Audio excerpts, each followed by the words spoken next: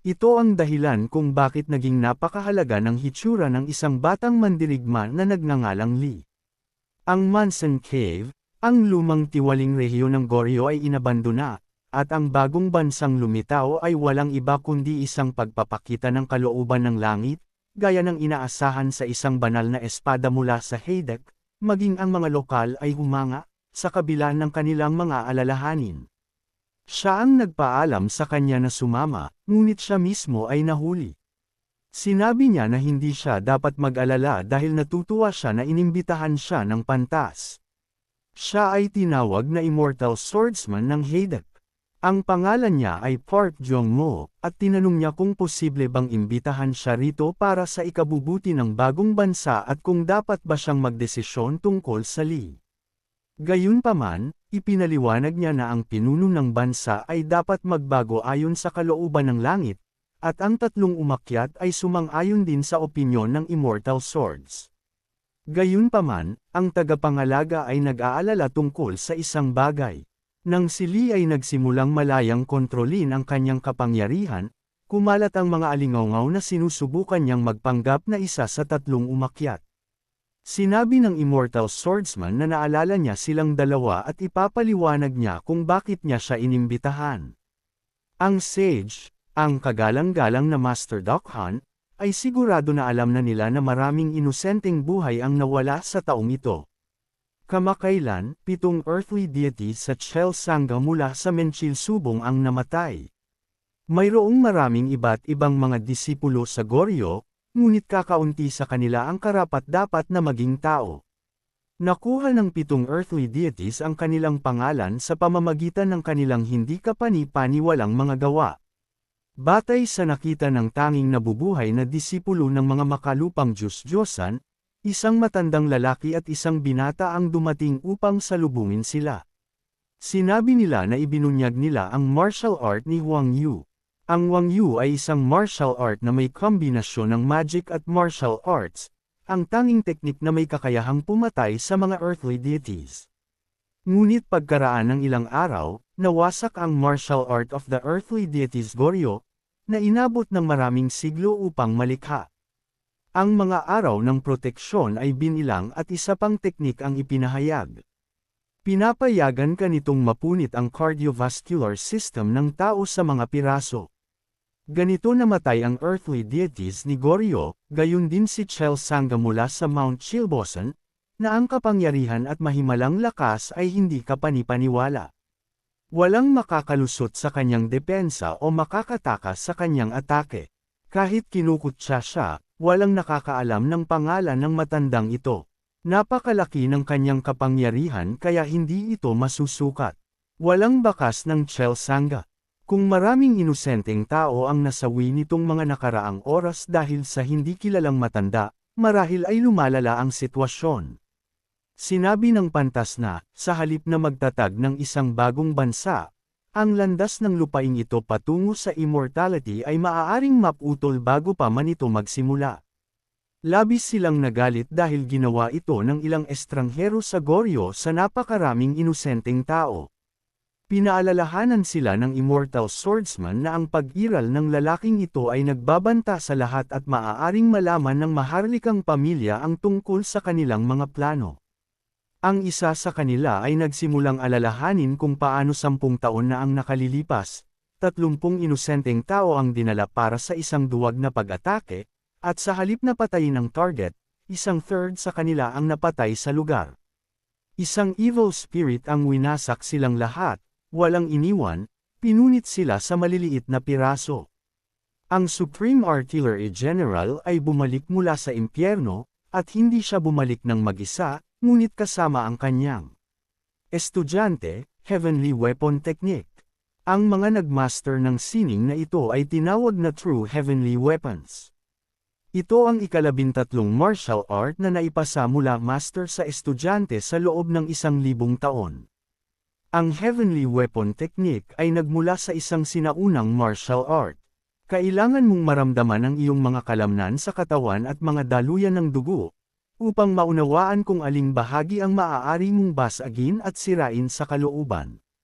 Nagsisimula ang lahat sa pag-unawa kung aling sisidlan ang maaaring pasiglahin upang sirain ang katawan ng tao mula sa loob palabas. Samantala, walang pagod na nagsasanay si Sun dahil ang pinakamahusay na pagsasanay ay sa labanan. Ang pinakamahalagang bagay ay ang bigat ng palad ay higit sa 20 pounds. Ang iron gloves na suot ni Sun ay hindi rin bumababa. Mahalagang maramdaman ang kahinaan sa loob ng iyong katawan na pumipigil sa iyo.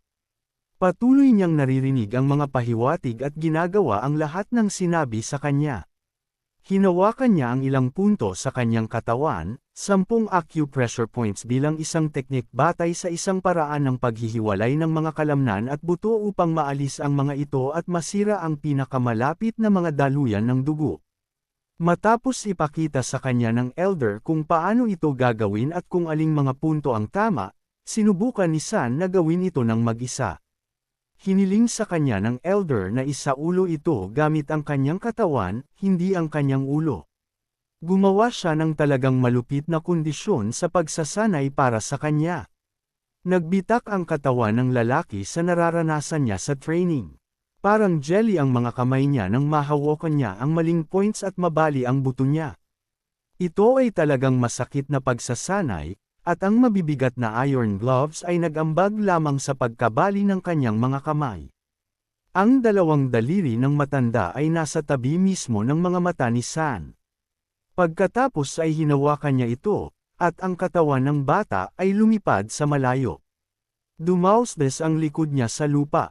Pero ang pagbangon niya ay walang ibig sabihin. Bukod dito, hindi ibig sabihin na pagod na ang kanyang kalaban. Kailangan mong magpatuloy sa paggalaw hanggang sa mamatay ka, iyon ang ipinaalala sa kanya ng nakatatandang lalaki. Walang iisang paraan ng pag-aaral para sa sining, tanging mga kalamnan at litid na napunit sa dugo. Pero kahit baguhan pa lang siya, maayos na ang ginagawa niya. Napansin ng matandang lalaki na si Sun ay may mahusay na pag-unawa sa mga pangunahing kaalaman. Kung gayon, nagpasya siyang dalhin ito sa isang bagong antas.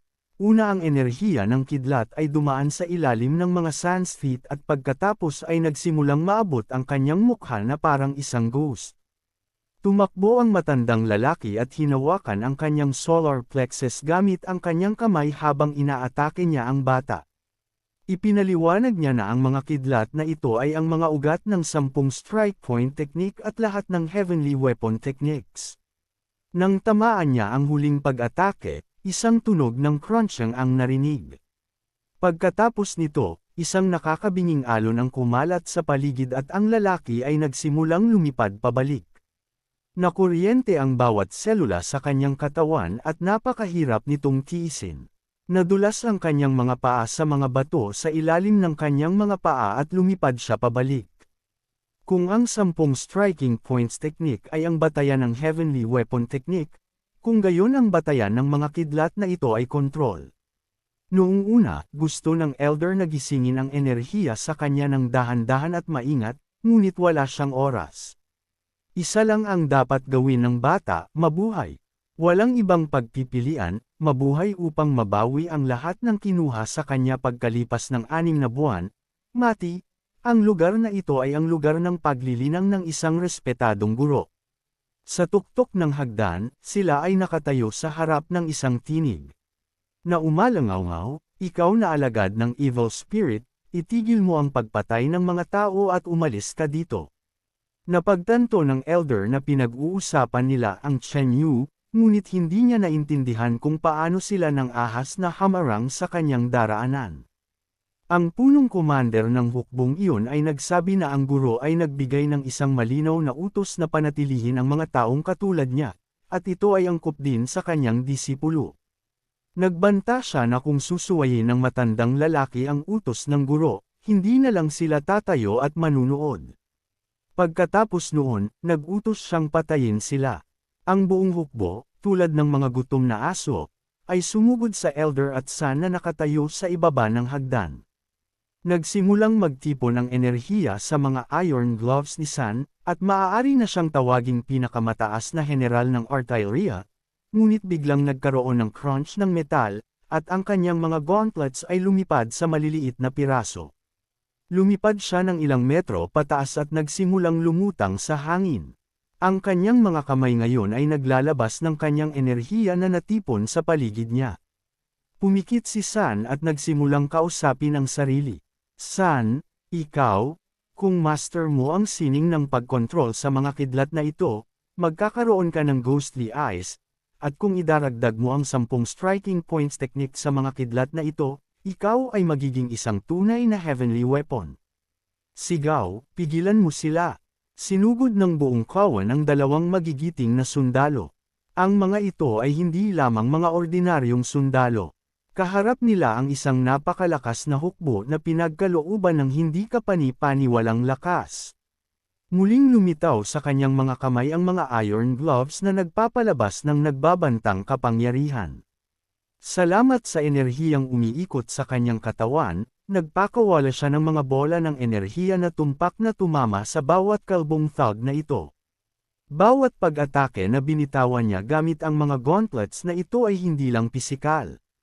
Tinusok niya ang kanyang mga kaaway ng enerhiya na nag-iwan ng mga markang hindi maalis-alis. Ang mga daluyan ng dugo ay ang batayan ng supply ng dugo ng tao. Ang pagpapasigla nito ay humahantong sa hindi matiis na sakit, na nagiging sanhi ng pagkumbelsyon ng mga kalamnan sa panahon ng labanan. Ipinaliwanag ng elder ang kaalamang ito sa bata, ngunit nakatuon ang atensyon ng buong hukbo ng kaaway sa kanya. Naniniwala silang kailangan nilang tapusin siya at huwag hayaang makilala niya ang kanilang dakilang guro. Tulad ng mga daluyan ng dugo sa katawan ng tao, ang mga nerve ending ay tumatagos sa lahat ng bagay sa paligid natin. Kung dagdagan mo ng kidlat ang gitna ng mga ugat na ito, maaari mong sirain ang kahit isang malaking bundok. Hindi nag-atubili ang matanda at pinalo niya ang bato sa tabi niya, na nag-iwan lamang ng mga pira-piraso nito. Tumangala ang mga kalbo at nakitang kalahati na lang ng bato ang natitira. Ang kalahati ay nahulog. Ang mga batong parang granizo ay nagsimulang bumagsak ng direkta sa kanilang ulo. Mga bata, pinipilit silang umatras. Muli, sinubukan nilang pigilan sila sa harap ng hagdan, ipinaliwanag na ito ay isang sagradong lugar kung saan hinahasa ng isang dakilang guro ang kanyang kakayahan, at ngayon ay nagbabanta silang papatayin ang bata. Ipinaliwanag din nila na ang Sandmaster ay ang huling inapo ng kaharian ng buhay, at ang kanyang mga kapangyarihan ay hindi matatawaran sa oras na ito. Ang elder ay tumayo sa tabi ng bata, na nagpapaliwanag na kung makakalimutan niya ang lahat, maaabot niya ang nirvana. Ngunit kailangan muna niyang alisin ang galit na namumuhay sa kanya sa loob ng 10 taon. Muling idiniin ng kalbong lalaki na kung hindi sila aalis ay kailangan nilang gamitin ang kanilang galit sa pangalawang pagkakataon. May malakas na yapak ng mga paa, at lahat sila ay sumugod sa mga lalaki sa pangalawang pagkakataon, handang lumaban. Sabihin, alalahanin ang aral na itinuro sa kanya ng kanyang guro, anuman ang dahilan ng pagpatay, ito ay palaging kasalanan, isang katotohanang hindi na mababago. At gayon paman, kung kailangan niyang pumatay, hindi siya atras. Ito ay hindi maiiwasan, at walang anumang pagsisikap ang magbabago sa kanyang isip. Nakatakda na ang kanyang kapalaran. Matatag siyang nagpasya na hindi siya magdadalawang isip at kikilos ng malinaw at tiyak, na iniiwan ang kaaway na walang pagkakataon. Halos hindi mapigilan ng kaaway ang kanyang mga pag-atake, na bumagsak sa kanila na parabang ang Diyos ng kidlat mismo ang nagpasya na parusahan sila ng kanyang galit. Mga dekoryenteng discharge tinusok ang bawat isa sa kanila, na nagpaikot at nahuhulog ng patiwarik. Napagtanto ng komandante na ang sitwasyon ay kritikal at na sila ay nahaharap sa isang lubhang-malubhang kaaway. Sa pagkakataong iyon, sinigawan niya ang matandang lalaki, nagtatanong kung balak ba talaga niyang maging kaaway nila. At sa pagkakataon ding iyon, naanod siya sa kinatatayuan niya na parabang hindi pa siya nakapunta doon. Siya ay nasa himpapawid na may isang arma sa kanyang mga kamay na direktang lumilipad sa elder at sa bata. Gayunpaman, nakita ni Master na naging kaaway na ng lahat ng mga ninuno ng lupaing ito, at alam na alam ito ng bata. Nagpasya ang batang lalaki na harapin ang malaking lalaking ito ng mag-isa, iniiwasan ang kanyang unang pag-atake, na napakalakas kaya nahati ang lupa sa ilalim ng kanyang mga paa habang umiikot siya sa hangin. Sinabi niya sa kalbong lalaki na, bilang isang estudyante ng kanyang guro, hindi siya maaaring matakot sa isang bundok.